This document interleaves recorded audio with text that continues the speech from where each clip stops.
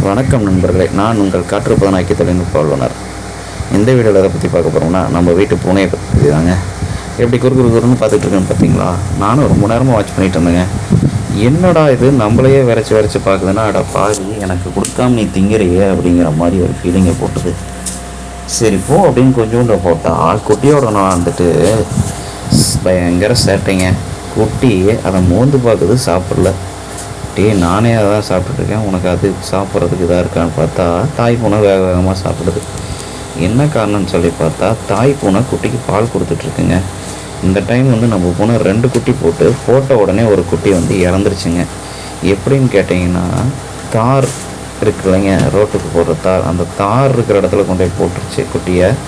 ஒரு குட்டி எப்படியோ அந்த தாரில் சிக்கியெல்லாம் நனைஞ்சு வெளியே வர முடியாத இறந்துருச்சுங்க. நம்மளும் 2 நாள் கழிச்சு தான் பார்த்தோம். அதுக்கப்புறம் அதை எடுக்க முடியாத எடுத்து தூக்கி தான் அறிஞ்சோம். ஆனால் இந்த ஒரு குட்டி அப்படியே தப்பிச்சிருச்சுங்க.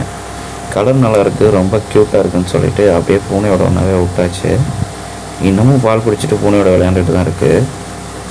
இன்னும் குட்டி நல்லா சாப்பிட்ற சைஸில் இருக்கணும். ஒரே குட்டியாக பால் குடிச்சிட்ருக்கனால அது சாப்பாட்டை பற்றி கேர் பண்ணிக்கிறதே இல்லை. அதே சமயத்தில் பூனையோட ஒன்றா வெளியே விளையாடுறது, ஹண்டிங்க்கு தயாராகிறது, இந்த மாதிரி வேலை, பூனை கூட சண்டை கட்டுறது, எல்லா வேலையுமே பண்ணிகிட்ருக்கு.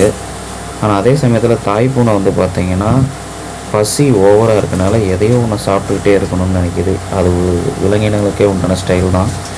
என்ன காரணம்னு கேட்டால், நாய் ஆகட்டும் பூனை ஆகட்டும் குட்டி போட்டதுக்கப்புறம் பார்த்திங்கன்னா 1 மடங்கு சாப்பிட்றத 4 மடங்கு சாப்பிட ஆரம்பிக்கும். குட்டிங்களுக்கு பால் கொடுக்கறதுக்காக பசியும் அளவுக்கு அதிகமாக எடுக்கும் எப்போதை விட. அதனால தான் அந்த வேகம். எதையோ ஒன்று பிடிச்சி சாப்பிட்டுட்டே இருக்கும். அதே இப்போ நம்ம எலியை பூரா காலி பண்ணி வச்சு இந்த சமயத்தில் இப்போ அணில் வேட்டையில் இறங்கிடுச்சுங்க. டெய்லி எனக்கு தெரிஞ்சு ஒரு அணில் கொண்டு வந்துட்டுருக்கு. பார்ப்பேன், அதை வச்சு தான் நானும் சொல்கிறேன். அதுவே தாங்க பிடிக்குது, நான் பிடிச்சி கொடுக்கல, பூனையை தான் பிடிச்சிட்டு வருது. நல்ல திறமையான பூனை தான், அதில் எந்த மாற்றமும் கிடையாது. அதே சமயத்தில் நம்ம வீட்டில் இருக்க புறா, கோழி, வாத்து எதையுமே வாய் வைக்காது, முட்டையை கூட எடுக்காதுங்க. அந்த மாதிரி வேலையெல்லாம் எதுவுமே செய்யாது. ரொம்ப நல்ல பூனை.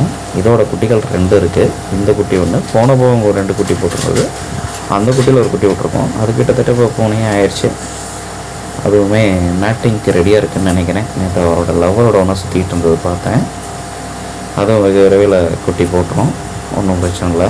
ஏன்னா நான் எதுக்காக இத்தனை பூனை அப்படின்னு சொல்லி நீங்கள் கேட்கலாம். நம்ம இருக்கிறதோ கிராமப்பகுதி, காட்டுப்பகுதி, இந்த மாதிரி இடத்துலலாம் 1க்கு 2 இருக்கிறது நல்லது. என்ன காரணம்னு கேட்டிங்கன்னா, எலிகள் தொல்லை அதிகமாக இருக்கும் ஃபார்மிங்கில், அதை கட்டுப்படுத்தலாம். அதனால தான், வேறு ஒன்றும் கிடையாது.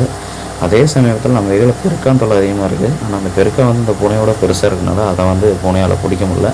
ஆனால் எலிகள் இல்லாமல் பார்த்துக்குது, அதில் எந்த மாற்றமும் கிடையாது. இப்போ கூட பார்த்திங்கன்னா குட்டி பாருங்கள், விளையாண்டுக்கிட்டே இருக்கும், பூனையோட ஒன்றா சுற்றும், திடீர்னு பார்த்திங்கன்னா பால் குடிக்கும், எல்லா வேலையும் செய்யும்.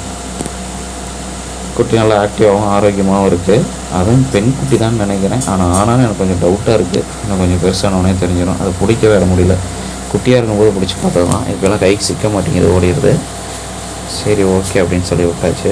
பூனையை தொந்தரவு பண்ணிவிட்டு பூனை கூடயே தான் ஓடிக்கிட்டு இருந்தது. அதே சமயத்தில் அந்த பூனையோடனா விளையாட்டு, அந்த பூனையவே கடிக்கிறது, எதுக்கிறது, இந்த மாதிரி வேலையெல்லாம் பண்ணுது.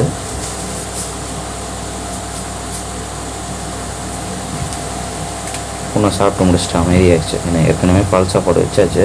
இப்போ நம்ம இட்லி சாப்பிட்ருக்கோம், இட்லியும் தூக்கி போட்டோம், அதையும் சாப்பிட்டுட்ருக்கு.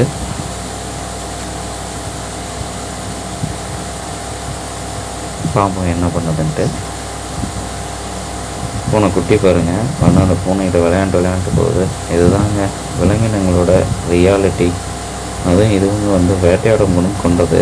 அதனால் இதுங்களோட ரியாலிட்டி இந்த மாதிரி தான் இருக்கும். அதில் எந்த மாற்றமும் இல்லை. வீடியோ உங்களுக்கு பிடிச்சா லைக் பண்ணுங்கள், ஷேர் பண்ணுங்கள், கமெண்ட் பண்ணுங்கள். நன்றி.